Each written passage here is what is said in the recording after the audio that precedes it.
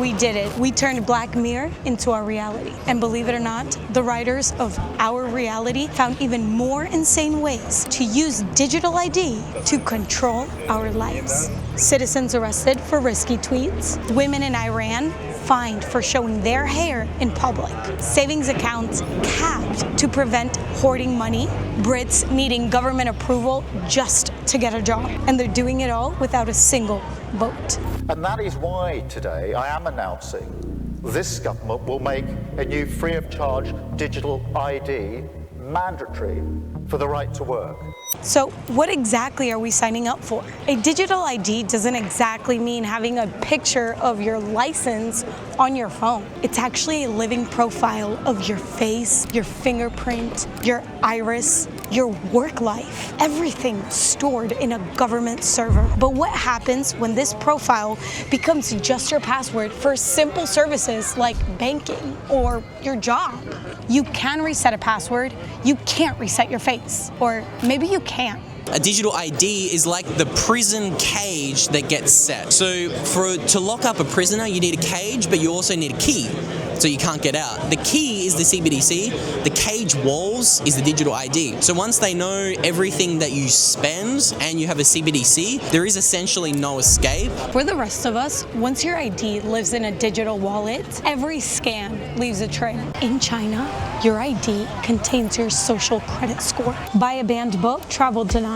Miss a bill, your name goes public. And now, the UK. 40 Labour MPs signed a letter urging the government to roll out digital IDs to get a grip on illegal immigration. Translation, after opening up the borders, they are using chaos to justify for control. This petition has had 2.9 million signatures, and when it first went out, it was going up by 1,000 signatures every minute. 62% of the population don't necessarily want them. Some say it's Tony Blair's old ID scheme reborn. You know, the one that voters killed 20 years ago. Institutions like the Tony Blair Institute that are clearly not telling the truth. Tony Blair was an ex-prime minister. He was the one that actually took us into the Iraq War. So a lot of people think he's actually a war criminal.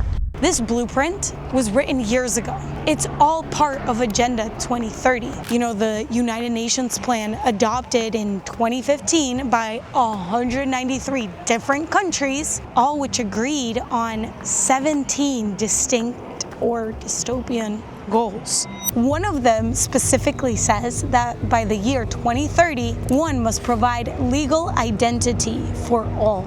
One global identity system linking health, finance, and mobility data, all funded by the World Bank and the World Economic Forum. We've heard it all before. If you care about privacy, you must be hiding something. But this isn't your fault. We've been primed for this for years. They've trained us to feel guilty for wanting privacy. They told us that if you have nothing to hide, you have nothing to fear. But there's a difference between privacy and secrecy, and it's self-ownership. The line between your thoughts and their database. It's why you close the blinds when you get dressed. It's why we lock the door when we use the restroom. Not because you're hiding something, but because it's yours. You don't want someone to see you exposed, vulnerable, naked. Hell, it's a human right to have your own damn privacy. But the truth is, we got lazy. We stopped defending that line. We became the thought police ourselves. Filming, posting,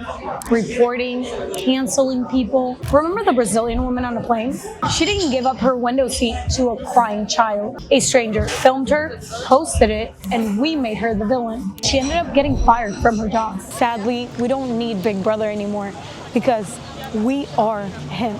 We carry him in our pockets. They could have done this 20 years ago, but they waited. They waited until we stopped valuing our privacy. They waited until we started mistaking surveillance for safety. So the real question is, why now?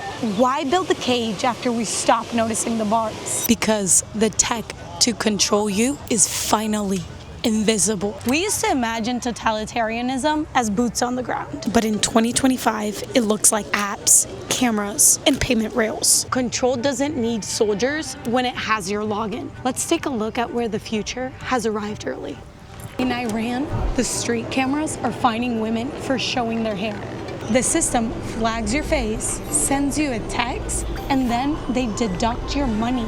No officer, no warning, no court. Just an algorithm deciding what's moral. Call me crazy, but dress code violations back in my day consisted of detention, not a crime. Then there's financial control, the one that hides behind fraud prevention. Remember the trucker protest in Canada? Ordinary people donated to support drivers, and overnight, their accounts were frozen. Let's be honest, when your money lives on somebody else's server, it only works if you're obedient. In China, your social credit score gets to decide if you get to buy a plane ticket or not. Drops too low, you can't travel. Over 17.5 million travel bans in 1 year alone. Tomorrow it's no ID, no job. And what's next? No compliance, no food. Convenience is the sugar. Control is the medicine. And the dosage keeps going up. And I realised how in bed Visa are with the government, and they are very pro-digital IDs. But then when you really think about it, specifically with Visa, it does reduce the cost of compliance. And even the lady who was from Visa, who was interviewing the MP Lucy Rigby, she said the trick is to link digital IDs with payments.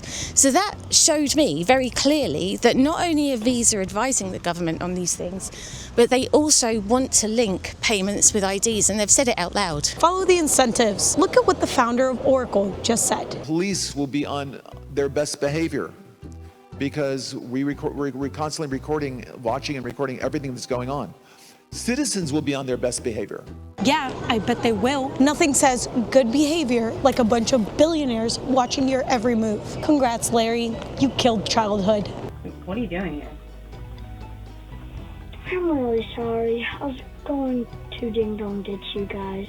But here's the thing. The system doesn't just trap everyone. It traps the obedient. The same elites preaching transparency are the ones who move through borders freely. They hide their money in offshore accounts, they buy different passports, and then they stash property in tax havens. Meanwhile, the rest of us get credit scored for posting the wrong thing on Twitter. This is a load of bullocks. It's selective control. The rules are for you, not for them. The irony is that for years, they called Bitcoin criminal money. Then they started buying some. JP Morgan launched a Bitcoin fund. BlackRock built one of the biggest Bitcoin ETFs in history. Governments are quietly buying Bitcoin to their reserves. They demonize freedom tech until they can profit from it. They want the benefits of sovereignty without giving them to you. So if they're using borderless assets to escape the system, why can't we? Here's what I did. I stopped waiting for permission. I closed almost all of my bank accounts. My job doesn't even pay me in dollars anymore. I live almost entirely in Bitcoin. And here are two tools that make that possible. This is a vault. If somebody takes this, my money's still safe. So I take this Jade Plus with me everywhere. This keeps my Bitcoin offline, it's open source, and out of reach from any exchange or retirement fund. If it's not in my hand, it's not mine. That's the rule. So yeah, if you want one, I tag the link below. The second is Casa. That's my backup because let's be real, I travel a lot. Like I'm traveling right now.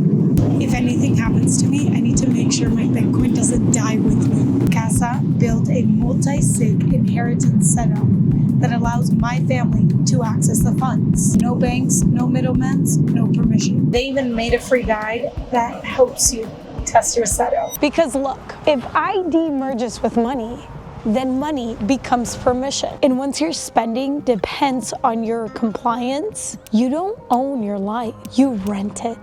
But Bitcoin flips that equation. It's the opt-out button. It's the hell no permission money. It's a tool that lets you hold your future without having to ask anyone for access. In a world chasing digital IDs, Bitcoin is your digital independence because privacy shouldn't be a luxury, it's a right. Be careful out there, my friends. The road to control is always paved with convenience.